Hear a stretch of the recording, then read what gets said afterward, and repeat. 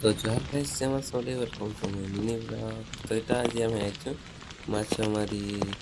ତ ମାଛ ମାରି ବି ତ ଏଟା ଯାଉଛୁ ଆମେ। ତ ସେଥିଲାଗି ଫେନ୍ କହିଲେ ଯେ ଆମ୍ବ ଖାଇଯିମା। ତ ଆମ୍ବ ଖାଇ ଫେନ୍ ଯାଉଛୁ। ତ ସେ ଗଛ ବନୁଛୁ। ସେ ଗଛରେ ଆମ୍ବ ନାଇଥିଲା ଆର କାଶ ଭିଡ଼ିଓ ଦେଖାବି। ତ ଫେନ୍ ଏଇଟା ମୁଡ଼ି ମୁଡ଼ିକି ଯାଇକି ଆମେ ପଲେଇନୁ ଅଲଗା ଗଛକୁ ଆମ୍ବ ଖାଇ ଯିବାର ଲାଗି। ତ ଆମ୍ବ ଖାଇ ଫେନ୍ ଯାଉଛୁ ଅଲଗା ଗଛକୁ ସେଥିଲାଗି। ତ ଏଟା ଫେନ୍ ଆଇଲୁନ ଅଲଗା ଗଛକୁ ଆମ୍ବ ଖାଇ। ତ ସେନେ ଆମ୍ବ ଥିଲା ହେଲେ କମ୍ ନ ଆମ୍ବ ଥିଲା ସେନେ।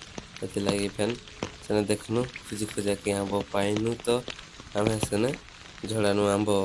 ତ ଦେଖ ଏମାନେ କେମିତି ମାଡ଼ ହଉଛନ୍ତି ଯେ ଆମ୍ବ ଖାଇବା ଲାଗି। ତ ମୁଇଁ ମୋରଟା ଆମ୍ବ ପାଇଗଲିନ। ତ ଏଇଟା ମୁଇଁ ଆମ୍ବ ଖାଉଛେ। ତ ଏମାନେ ଏଇଟା ଆମ୍ବ ଝଡ଼ାଉଛନ୍ତି 3 ଜଣ। ଦେଖ ତ ମୁଇଁ ମୋରଟା ଆମ୍ବ ପାଇଥିଲି ଯେ ଖାଉଥିଲି। ତ ଦେଖ ଏମାନେ କେମିତି ପଥର ମରାମରି ହେଉଛନ୍ତି ଯେ। ତ ଦେଖ ଏଇଛା ପଥର ମାରିଦେବା ହେଲେ ନାଇଁ ବାଜିଲା ତାର ନାଇଁ। ତ ହେଲେ ଫେନ୍ ଆମେ ପଲେଇ ଆଇନୁ ମାଛ ମାରି। ତ ମାଛ ମାରି ଆଇନୁ। ତ ଏଇଟା ଆମେ ଛେଦମୁ ଇ ଡୁଳାଟା ଦେଖ ଇ ଡୁଳା ଆମେ ଛେଦମୁ ଏଇଟା। ତ ମାଛ ବି ଛେଦେଇ ସାରିଲୁନୁ।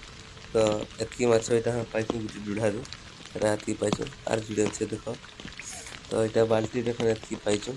ତ ଫେର୍ ଆମେ ଅଲଗା ଡୁଢାକୁ ପଲେଇ ଆଇନୁ। ତ ଏଇନେ ଗୋଟେ ଗୁଧିଟେ ଥିଲା।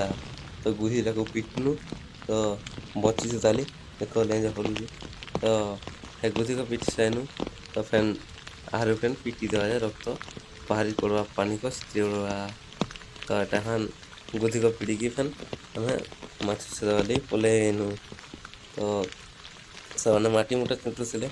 ତ ମୁଇଁ ବଇଥିଲି। ତ ମାଟି ମୁଟା ଚୁଣ୍ଟିକି ଇଛା ଆମେ ମାଛ ଛେଦଉଚୁଁ। ତ ଦେଖ ଏଇଟା ସେ ଗୁଧି ହେଲା। ତ ହେଟା ଗୁଧି ହେଟା ହେନେ ସେମାନେ ଏଇଛା ଥୁଇଦେଲେ। ତ ସେଟା ଯେନ୍ ଡୁଢା ଦିଶୁଛେ ସେଟା ଏଇଛା ଛେଦାମୁ।